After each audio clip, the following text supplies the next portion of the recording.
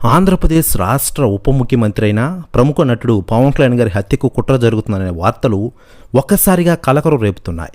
అటు అభిమానులు, ఇటు రాష్ట్రంలో ఆందోళన కలిగిస్తూ ఉన్నాయి.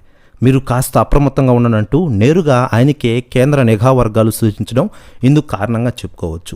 పవన్ కళ్యాణ్ గారి భద్రతపై నిఘా వర్గాలు ఇచ్చిన సమాచారంతోనే జనసేన కార్యకర్తలతో పాటు ఆంధ్రప్రదేశ్ రాష్ట్ర ప్రజల్లో తీవ్ర ఆందోళన నెలకొని ఉంది. ఇటీవల జరిగిన ఆంధ్రప్రదేశ్ అసెంబ్లీ ఎన్నికల్లో తెలుగుదేశం, జనసేన, బీజేపీ కలిపి పోటీ చేశాయి.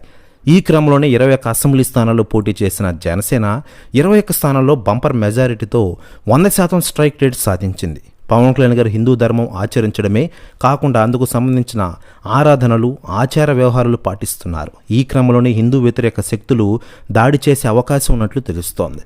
గతంలో పవన్ కళ్యాణ్ గారు అనుసరిస్తున్న తీరును తప్పుబడుతూ మావోయిస్టులు ఇప్పటికే కీలక ప్రకటన చేసిన సంగతి అందరికీ తెలిసిందే. ఈ నేపథ్యంలో ఇవన్నీ దృష్టిలో ఉంచుకుని పవన్ కళ్యాణ్ గారు జాగ్రత్తగా ఉండాలని కేంద్ర వర్గాలు హెచ్చరిస్తున్నట్లు తెలుస్తోంది.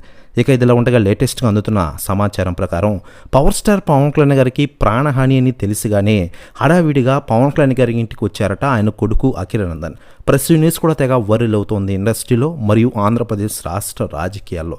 మరోవైపు కేంద్ర ప్రభుత్వం నుంచి కానీ జనసేన వర్గాల నుంచి ఎలాంటి అధికార ప్రకటన ఇప్పటికీ రాలేదు. మరోవైపు పవన్ కళ్యాణ్ గారికి Z+ కేటగిరీ కల్పించాలని కేంద్ర ప్రభుత్వం భావిస్తోందట.